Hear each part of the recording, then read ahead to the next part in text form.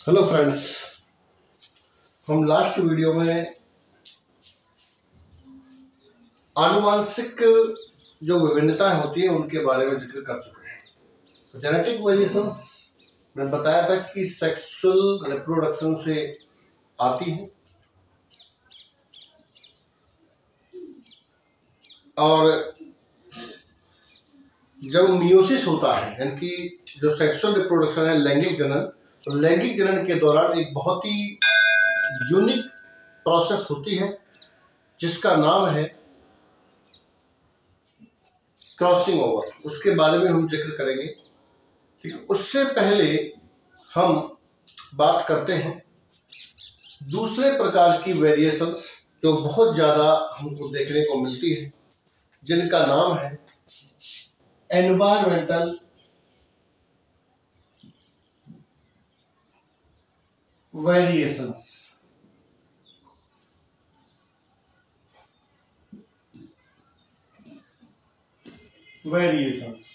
Environmental variations, इनको हम वातावरणीय विभिन्नताएं भी कहते हैं।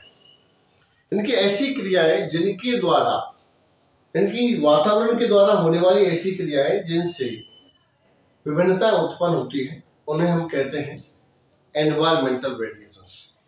तो एक बात मैं बता दूं आपको कि जो आनुवांशिक विविधताएं होती हैं, जो जेनेटिक वेरिएशंस होती हैं, वो एक पीढ़ी से दूसरी पीढ़ी में जाती हैं, जबकि जो एनवायरमेंटल वेरिएशंस होती हैं ये एक पीढ़ी से दूसरी पीढ़ी में नहीं जाती, बल्कि उसी जीव की मृत्यु के साथ या उसके लाइफ साइकिल के साथ ही समाप्त हो जाती हैं।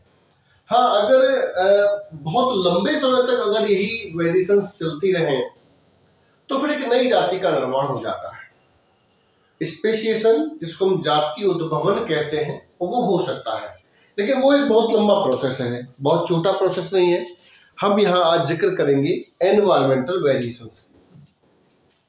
एक टर्म और है बहुत ही, this is norm of reaction. Norm of reaction, what is this? ये क्या है? देखो, नॉर्म ऑफ रिएक्शन, इसको हम रिएक्शन ऑफ नॉर्म्स भी कहते हैं। देखो, होता ये है कि जब एक जीनोटाइप, कोई भी एक जीनोटाइप अलग अलग एनवायरनमेंट में अलग अलग फिनोटाइप दर्शाता है या बनाता है, अलग अलग फिनोटाइप बनाता है, तो उसे हम कहते हैं नॉर्म ऑफ रिएक्शन। एक जीनोटाइप अलग अलग एनवायरनमेंट में अलग अलग प्रकार के फिनोटाइप बनाता है, तो उसे हम कहते हैं नॉर्म ऑफ रिएक्शन। आप सभी जानते हैं कि एक ही जीनोटाइप होता है, लेकिन जब उसे अलग अलग प्रकार से बोया जाए या उसको अलग अलग एनवायरनमेंट प्रोवाइड किया जाए, तो वह निश्चित रूप से अलग अलग तरह के फिनोटाइप बनाता है। इसको हम समझने की कोशिश करेंगे कि देखो, जैसे मान लीजिए प्लांट में हम लें तो एक ही वैरायटी होती है, मान लीजिए एक ही वैरायटी है, और उस वैरायटी को हम 4 या 10 या 15 जो भी है ना, अलग अलग खेतों में बोते हैं। हर खेत की फर्टिलिटी में, उपजाऊपन में अंतर होता है। दूसरी बात, हम अपनी तरफ से देने वाले जो खाद और पानी है उसमें भी कुछ वेरिएशंस कर लेते हैं। किसी को हमने कुछ मात्रा दी, दूसरे को हमने कुछ मात्रा दी, उसको कुछ मात्रा दी, उसको कुछ मात्रा दी। इस तरह से हम अलग अलग मात्रा खाद की डालते हैं।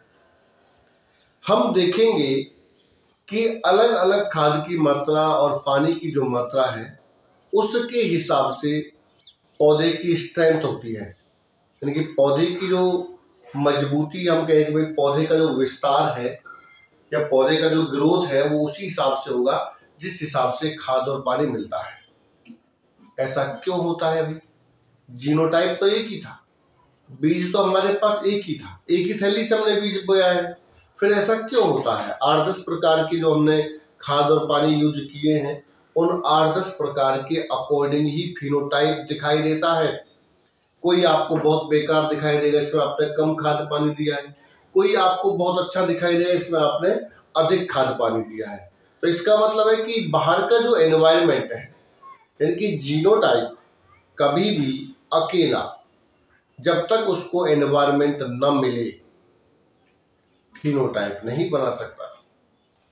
ये बात ध्यान रखना, जीनोटाइप अकेला जब तक उसे बाहर का एनवायरनमेंट न मिले वो कभी भी फिनोटाइप नहीं बना सकता। उसे फिनोटाइप बनाने के लिए एनवायरनमेंट के साथ इंटरेक्शन होना बहुत जरूरी होता है। जीनोटाइप विद एनवायरनमेंट बराबर फिनोटाइप, ये निश्चित है। जीनोटाइप का इंटरेक्शन जब एनवायरनमेंट से होता है तभी फिनोटाइप बनता है। अकेला जीनोटाइप कभी भी कोई भी फिनोटाइप नहीं बना सकता। ठीक, तो ये जो फिनोटाइप बना है, ये फिनोटाइप अब हमने जितने प्लॉट्स या जितने फील्ड लिए थे, खेत लिए थे, उन सभी फील्ड में एक ही जीनोटाइप के द्वारा अलग अलग एनवायरनमेंट मिलने के कारण अलग अलग प्रकार के फिनोटाइप आपको नजर आएंगे। अब आप जब उन बीजों से उगने वाले पौधों को जो अलग अलग एनवायरनमेंट में ग्रो हो रहे हैं, उनको जब आप देखोगे तो आपको ऐसा प्रतीत होगा कि सभी अलग अलग प्रकार की वैरायटी है। लेकिन ऐसा तो नहीं है, क्योंकि हमने जीनोटाइप तो एक ही लिया है ना भाई, जीनोटाइप हमने एक लिया है, पानी और खाद हमने बस बदला है, तो फिनोटाइप तो अलग अलग बनेगा। लेकिन अगर कोई, हमको तो पता है, अगर आप किसी दूसरे पर्सन को दिखाएंगे तो वो आपसे कहेगा नहीं ये वैरायटी अच्छी नहीं है, ये वैरायटी अच्छी है, जिसमें ज्यादा ग्रोथ हो रही है, जिसमें कम ग्रोथ होगी। अब उन्हें क्या पता कि वो सेम जीनोटाइप है। तो बस तो यही हो गया नॉर्म ऑफ रिएक्शन, कि एक जीनोटाइप अलग अलग एनवायरनमेंट में अलग अलग फिनोटाइप डेवलप कर रहा है, वही हो गया क्या, नॉर्म ऑफ रिएक्शन। अब इसको समझने के लिए मैं आपको एक एग्जांपल देता हूं। जैसे देखिए कि मेरे पास 2 रैबिट्स हैं, ठीक है, मेरे पास 2 कंडीशन है। एक कंडीशन है आइस की और एक कंडीशन है मेरे पास हॉट एनवायरनमेंट की, यानी कि डेजर्ट की। एक डेजर्ट है, एक आइस है। मैं ये कहूं कि भाई ये थार का मरुस्थल है और जैसे हिमालय है, ये हिमालय की कंडीशन।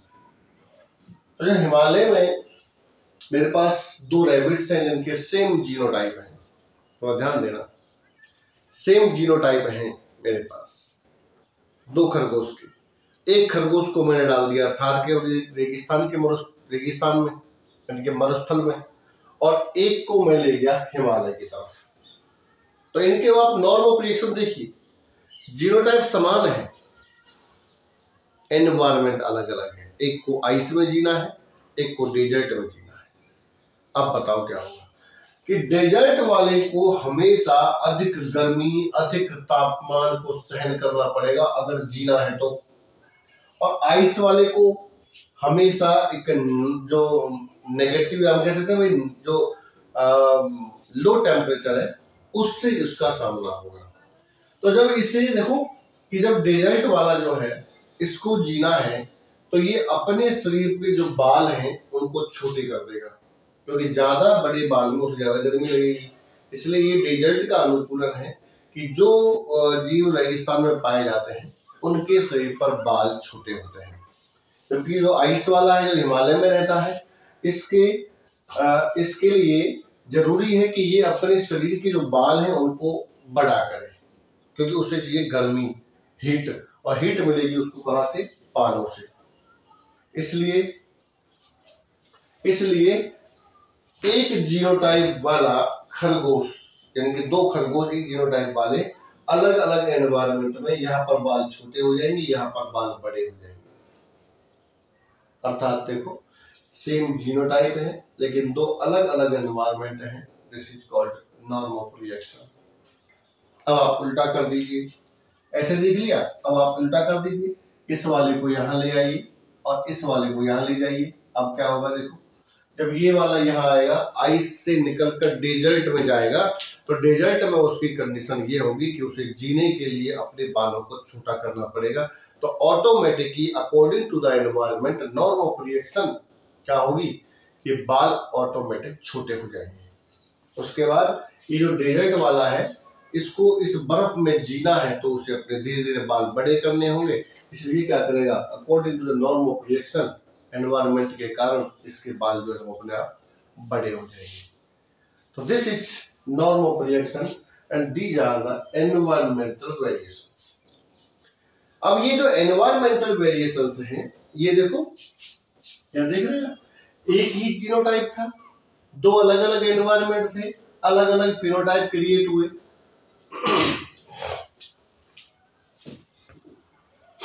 अब इस तरह के एग्जाम्पल्स मैं आपको देता हूं कि मान लीजिए हमारे जो बाल हैं वो कोई तो बिल्कुल छोटे रखता है, कोई बड़े रखता है, तो ये एक एनवायरमेंट वेरिएशन है। किसी का हाथ कट जाता है, किसी मशीन में आ गया, कोई एक्सीडेंट हो गया या कुछ और हो गया, this is environmental variations, not genetic variation. किसी के जलने से कोई मार्क बन गया, यानी कुल मिलाकर के ऐसी चीजें जो हमको एनवायरनमेंट से मिली है, जन्म के बाद मिली है, जो बाहर के एनवायरनमेंट से, चाहे वो कुछ भी हो, तो वो सब चीजें आती हैं एनवायरमेंटल वेरिएशंस। दूसरी बात ये है कि ये कभी भी दिमाग में एक बात आपने देखा होगा भाई, कभी कभी क्या होता है कि किसी का हाथ कट जाता है, तो क्या उसके बच्चे बिना हाथ के पैदा होते हैं? कभी नहीं होते। कोई किसी की टांग कट जाती है या किसी के बाल छोटे होते हैं, कोई गंजा होता है, तो क्या उसके बच्चे गंजे पैदा होते हैं? नहीं। ठीक है, किसी के बाल बड़े होते हैं तो क्या उसका बच्चा जो है वो बड़े बालों वाला पैदा होता है? नहीं। या एक बात सोचिए कि मान लीजिए मैं किसी पेड़ को पानी दे रहा हूँ, खाद दे रहा हूँ, वो बढ़िया हो गया है, किसी दूसरे उसी जीनोटाइप वाले दूसरे प्लांट को मैंने खाद पानी नहीं दिया तो वो छोटा रह गया, जल्दी पक गया। तो अब देखो कि हमने जो खाद पानी वाला जो प्लांट था उसके बीच और जो बिना खाद पानी वाला था उसके बीच, क्या अगली बार हम जब उस छोटे जिसको हमने खाद पानी नहीं दिया है, उस छोटे प्लांट के सीड को जब बोएंगे तो क्या उनसे बनने वाले पौधे छोटे ही होंगे? या जो बड़ा जो प्लांट है जिसको हमने खाद पानी दिया है, उसे हम नेक्स्ट ईयर बिना खाद पानी के रखें तो क्या वो उतनी तरह बढ़ेगा? नहीं, क्योंकि ये सब एनवायरनमेंट से था, जेनेटिक से नहीं था। तो एनवायरमेंटल वेरिएशंस उसी पीढ़ी के लिए, उसी जनरेशन तक सीमित रहती है, नेक्स्ट जनरेशन में नहीं जाती है। हाँ, अगर हम ऐसा करें कि भाई किसी सेम जीनोटाइप को लगातार हजारों लाखों वर्ष तक आइस में और डेजर्ट में उगाते रहें, तो फिर इसके अंदर जो जीनोटाइप है वो जीनोटाइप इसमें ऐसे जीन्स अडेप्ट हो जाएंगे, या हम कहें कि भाई ओरिजिनेट हो जाएंगे या इवोल्यूट हो जाएंगे कि वो आइस में रह सकता है, और ये इस तरह का हो जाएगा कि ये आसानी से डेजर्ट में रह सकता है। तो अब सेम जीनोटाइप की दो कैटेगरी बन गई, ये इसमें नहीं रह पाएगा और ये इसमें नहीं रह पाएगा। अब हो गया जाति उद्भवन, यानी कि हमने दो भागों में बांट दिया, ज्योग्राफिकल डिस्ट्रीब्यूशन कर दिया। देखो, नई जाति का विकास ऐसे भी हो जाता है कि हमने इस तरह से दो भाग कर दिए, एक भाग को डेजर्ट बना दिया, एक को आइस बना दिया, और इसे हम लगातार इसी के अंदर रिप्रोड्यूस करवा रहे हैं, इसको हम लगातार इसी में रिप्रोड्यूस करवा रहे हैं, और ऐसा हमने 1000, 2000, लाखों वर्ष तक किया। तो निश्चित रूप से जो जीनोटाइप था वो जीनोटाइप अब फिक्स हो जाएगा, यानी कि जो बड़े लॉन्ग हेयर्स की जो कंडीशन है इसके लिए वो अब इसमें परमानेंट हो जाएगी, और जो लो हेयर्स की यानी कि जो स्मॉल हेयर्स की जो कंडीशन है वो इसके अंदर परमानेंट हो जाएगी। अर्थात अब दो वैरायटी बन गई हमारे पास, दो जीनोटाइप हो गए, एक ये हो गया, एक ये हो गया। अब देखो इसके अंदर जो डेजर्ट वाला जो गुण था वो इसमें नष्ट हो गया, इसमें नहीं मिलेगा, और जो आइस वाला था वो इसमें नहीं मिलेगा। इस तरह से हमारे पास दो अलग अलग जीनोटाइप हो गए, लेकिन ऐसा होने में बहुत समय लगता है। एक जो नई जातियों की उत्पत्ति कई बार से एनवायरमेंट, देखो बात ये कि बहुत सारी जातियां हैं जो एक दूसरे के बिल्कुल आसपास है, तो इन जातियों की जो नई जातियों की जो उत्पत्ति है वो भी इसी प्रकार से हुई है कि निश्चित रूप से वो किसी न किसी तरीके से एक दूसरे से दूर हुई है। यानी जब सेम जीनोटाइप जब एक दूसरे से बहुत लंबे समय तक दूर हो जाता है तो फिर उसके अंदर वो नई कैरेक्टर्स, नए जीन्स अपने आप क्रिएट या ओरिजिनेट होने लगते हैं, एवोल्यूट होने लगते हैं। तो इस प्रकार से फिर नई जाति की उत्पत्ति होती है। तो ये एनवायरमेंटल वेरिएशन से नई जाति की उत्पत्ति होती है। यहाँ आप ये समझ गए होंगे कि जो एनवायरमेंटल वेरिएशंस हैं वो हमको हमारे बाहर के एनवायरमेंट से दिखाई देती है। जैसे हम और एक एग्जांपल देता हूँ मैं आपको कि मान लो कोई पहलवान है और कोई कमजोर है, क्यों भाई? उसके मसल्स मजबूत हैं, किसी के मसल्स कमजोर है, क्यों? किसी का पेट बाहर निकला हुआ है, किसी का अंदर है। तो ये सब क्या है? ये सब एनवायरमेंट से तो है। किसी ने ज्यादा एक्सरसाइज किया तो उसका शरीर मजबूत हो गया, मसल्स बन गई। किसी ने नहीं की तो उसके मसल्स नहीं बने।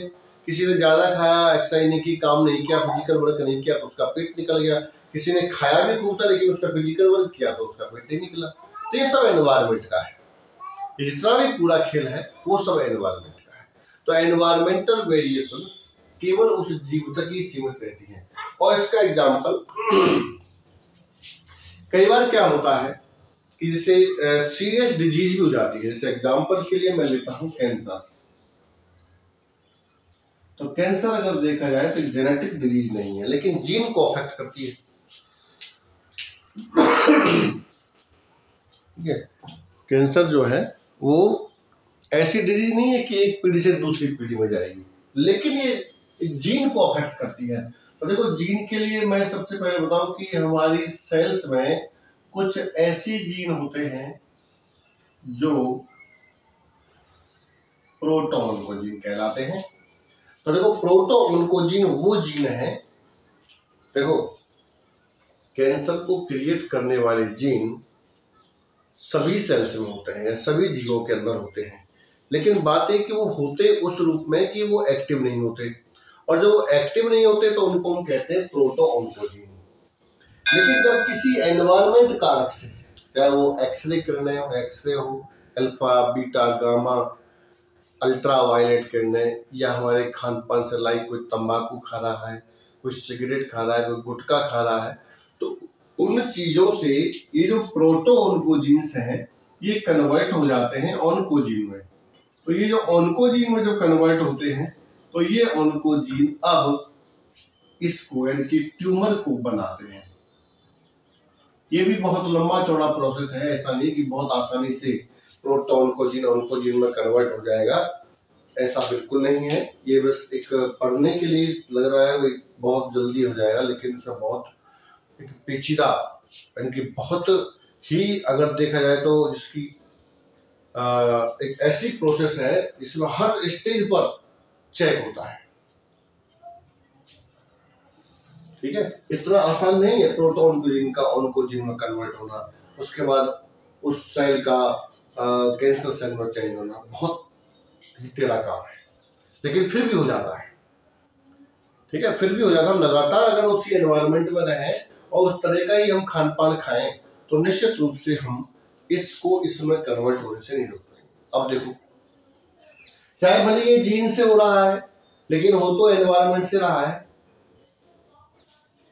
भाई पराबैंगनी किरणों के प्रभाव में आप आए या अल्फा बीटा गामा किरणों के प्रभाव में कोई आता है, तो उस तरह से अगर देखा जाए तो ये हो तो उसी से रहा है ना, एनवायरनमेंट से। तो एनवायरनमेंट वेरिएशन हो गया, नॉर्मल जीन कन्वर्ट हो गया किसमें, ऑन्कोजीन में, और जब ऑन्कोजीन में कन्वर्ट हो गया तो चेंज टू कैंसर। लेकिन अब एक बात है कि जो पेशेंट है ये इसका फिनोटाइप हो गया कि भाई इसमें ट्यूमर बन गए, लेकिन अब ये ट्यूमर इसके नेक्स्ट जो पीढ़ी है उसमें नहीं जाएंगे। ऐसा नहीं कि उसमें वो जाएंगे, बिल्कुल नहीं जाएंगे, क्योंकि ये एनवायरनमेंट से था। और इस तरह के जो जीन्स कन्वर्ट होते हैं, इस तरह से जो उत्पन्न होते हैं, जो भी है उसे हम उत्परिवर्तन कहते हैं, म्यूटेशन। और ये एक हानिकारक म्यूटेशन है। हम म्यूटेशन से भी फिनोटिपिक वेरिएशंस उत्पन्न कर सकते हैं। ठीक है, तो ये म्यूटेशंस हैं और ये म्यूटेशन ज्यादातर हानिकारक होते हैं, जो एक पीढ़ी से दूसरी पीढ़ी में नहीं जाते हैं। तो mutations is also one type of environmental variation. पादपों में देखते हो आप कि किसी वायरस, किसी बैक्टीरिया, किसी फंगस या किसी भी रोग के कारण किसी पादप के फिनोटाइप में परिवर्तन आ जाता है। उसकी पत्ती सिकुड़ जाती है, फलियों का निर्माण नहीं होता, पौधा छोटा रह जाता है। There are so many symptoms in plants that you see. बहुत सारे ऐसे लक्षण हैं जिनको आप किसी न किसी रोग से या किसी न किसी जो माइक्रो न्यूट्रिएंट्स है या मैक्रो न्यूट्रिएंट्स है, किसी न किसी उससे आप देख सकते हैं और आपको निगाह आएगा। ठीक है, तो वो सब क्या है? वो सब हम जो एनवायरनमेंट की जो कारक हैं, चाहे वो आपका मिनरल्स है, चाहे वो आपका सनलाइट है, चाहे वो आपका टेम्परेचर है, चाहे वो आपका वाटर है, कोई भी है, चाहे वो आपका खाद है, उन सब का। दूसरी बात, चाहे वो आपका कोई इंसेक्ट है, चाहे वो आपका कोई वायरस है, तो वो सब मिलकर के यहाँ पर एनवायरमेंटल वेरिएशंस क्रिएट कर देते हैं। तो ये सब एनवायरमेंटल वेरिएशंस हैं। अब देखो, दो जीनोटाइप अपने लिए थे, एक प्लांट को तो वायरस ने इन्फेक्ट कर दिया, एक को नहीं किया। अब एक ही जीनोटाइप है लेकिन दो तरह के प्रभाव दिखा रहा है ना। This is environmental variation. एक चीज और है, अगर हम इन एनवायरमेंटल वेरिएशंस को हटा दें तो फिर दोबारा से जो जीनोटाइप है वो अपना वही प्रभाव जो नॉर्मल होता है वो दिखाने लग जाता है। जैसे मैंने बताया था, अभी थोड़ी देर पहले जिक्र किया था कि जैसे मान लो इसको मैंने आइस में डाला था, इसको डेजर्ट में डाला था, और इसको आइस से निकाल के मैं डेजर्ट में लिया हूँ और इसको डेजर्ट से निकाल के मैं आइस में लिया हूँ, तो नॉर्म ऑफ रिएक्शन अब उसके अकॉर्डिंग होगी जिस तरह का एनवायरनमेंट है। यानी कि ये कभी भी अपने प्रभाव चेंज कर सकता है। अगर वो एनवायरनमेंट हमने हटा दिया तो उसके जो वेरिएशन है वो नष्ट हो जाते हैं। ठीक है, इस तरह से अगर मैंने डेजर्ट वाले को आइस में ले गया तो अब इसके जो छोटे बाल थे वो धीरे बड़े हो जाएंगे, अर्थात इसके जो वेरिएशन थे वो नष्ट हो गए। कुछ समय बाद आपको लगेगा कि ये तो आइस वाला ही था, और जो आइस वाला है वो डेजर्ट में गया तो उसके जो वेरिएशन थे वो समाप्त हो गए, आपको लगेगा कि ये तो आइस वाला ही था।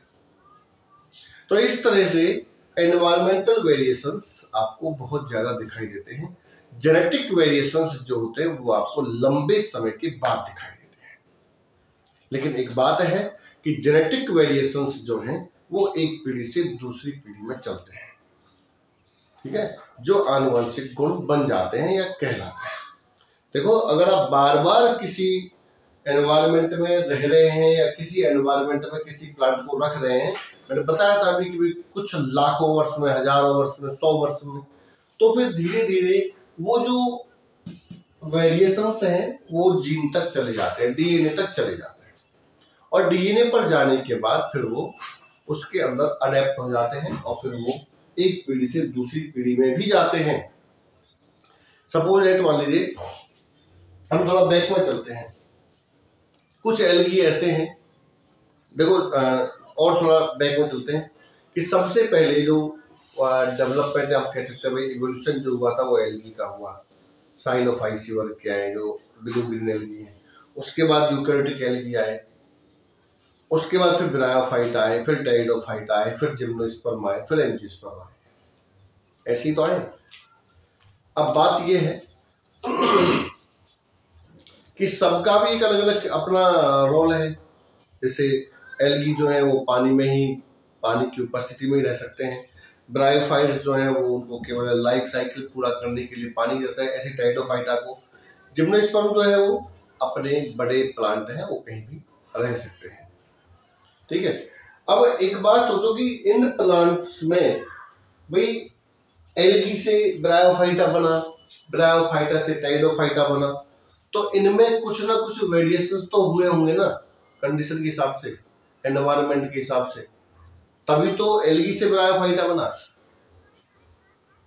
भाई हम यही तो पढ़ते हैं कि प्रत्येक बड़े जीव का निर्माण उसके छोटे जीव से हुआ है। कुछ प्लांट्स ऐसे होते हैं या कुछ जीव ऐसे होते हैं जिनके अंदर दोनों के गुण होते हैं।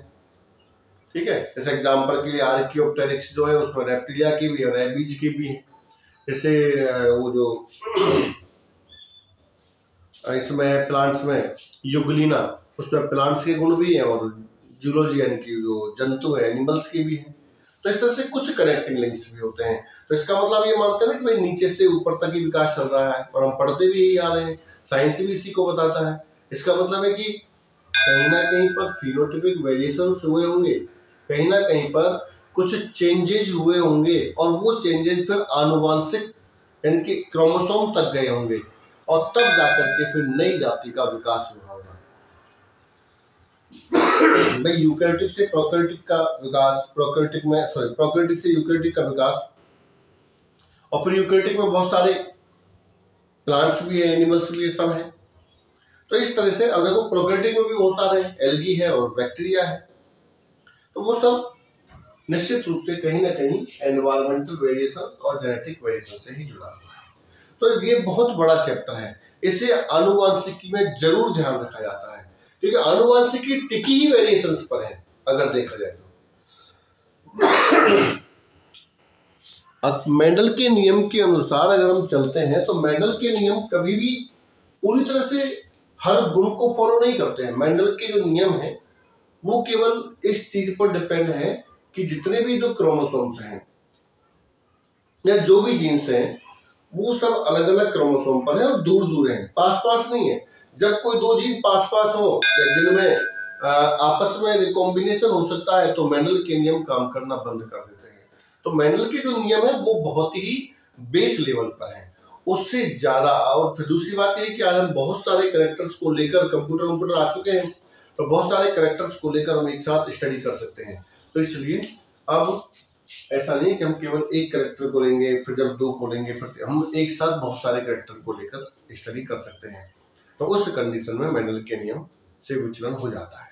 एक कैरेक्टर का दूसरे पर प्रभाव, दूसरे का तीसरे पर प्रभाव, उन सब का आपस में क्या प्रभाव है, उन सब की स्टडी हम यहाँ पर मिलकर करते हैं। लेकिन इन चीजों को समझना बहुत जरूरी है। वेरिएशंस ही इस संसार का नियम है, क्योंकि वेरिएशंस नहीं, विभिन्नताएं नहीं, तो फिर कुछ नहीं।